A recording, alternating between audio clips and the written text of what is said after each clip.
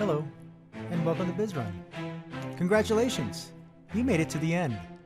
This is the final video in the series called Leave and Time Off Management, where we have given you an in-depth view and instructions on using the Leave and Time Off Management module in BizRun. Throughout the instructional video series, we went through how to set up time off holidays, enable time off types, and set up any scheduled rollover maximums and transfers or annual lump sum policies. We talked in depth about time off accruals, what they are, the different types like rate, hours earned per hour worked, the balanced accrual type, and finally, adjustments. You learned how each of these accrual types are used and applied to time off types, along with how to enter and understand accrual entries in the Personal Info Time Off Accrual tab. We demonstrated some examples of options that can be added to accrual entries that can enhance your PTO policies, options that place maximums on balances or accruals that either encourage employees to take time off or limit the amount of time off an employee can earn and even take in a given year, and an option that establishes a probationary or waiting period for new employees in BizRun. We also demonstrated running reports like the time and attendance report, the payroll report, and the time off balance report. Reports that provide helpful information that can help you and your people make important decisions and more effectively manage your leave and time off. We are now going to wrap up this instructional video series by going through yet another report the Leave and Time Off Management module offers that can also provide you with some helpful information. This report is called the Time Off Details Report. The Time Off Details Report, compared to all the other reports in the Leave and Time Off Management module, is the simplest one, so that's why we saved it for the end. Like the Time Off Balance Report, there are many ways to access it. You may have already seen and even noticed the many access points in the previous videos, like the Personal Info, Time and Attendance tab, or the Time Off Accrual tab. You can access the report through there.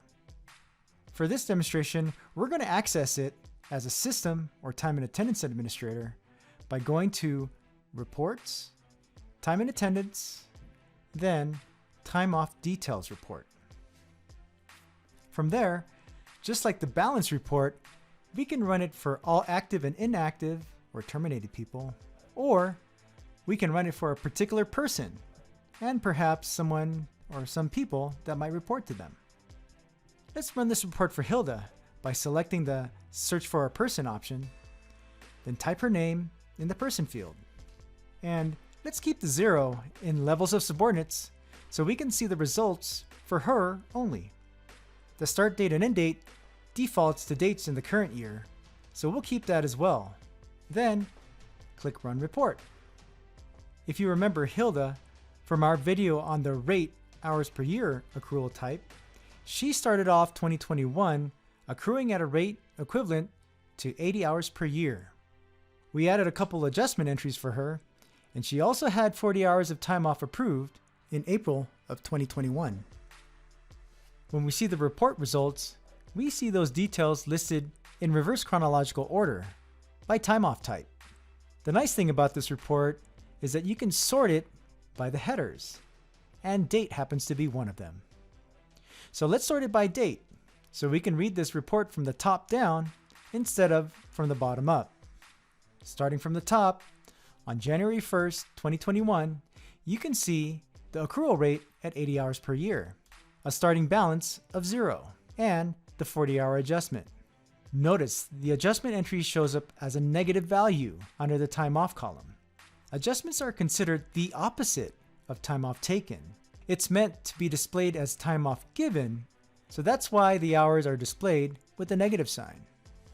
You can think of this report as almost like a play-by-play that shows you details along a specified timeline.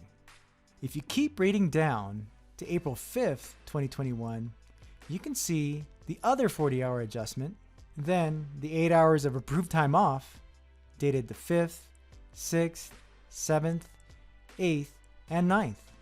That's the entire week that Hilda had planned off. So not only will this report show you what happened as a play-by-play in the past, but it will show you what has been planned or what will happen in the future. Let's change the end date to a date way out in the future. Then click Run Report. After the report refreshes, by the way, it retains the sorting by date that we said earlier, and we scroll down to 1/1/2022, you can see the change in the accrual rate. Hilda's accrual rate will then be 120 hours, changed from the 80 hours that was set on 1/1/2021. Again, the time off details report is a play-by-play of leave and time off activities in the past, present, and future. Useful information for managing leave and time off in BizRun. And that wraps up the Leave and Time Off Management module instructional series. Now, we encourage you to go back to rewatch and use as reference the videos that apply to your organization. For any questions or specific PTO policies that you would like the module to support, please don't hesitate to contact us at support@bizrun.com. Hope this helps. Thank you for watching.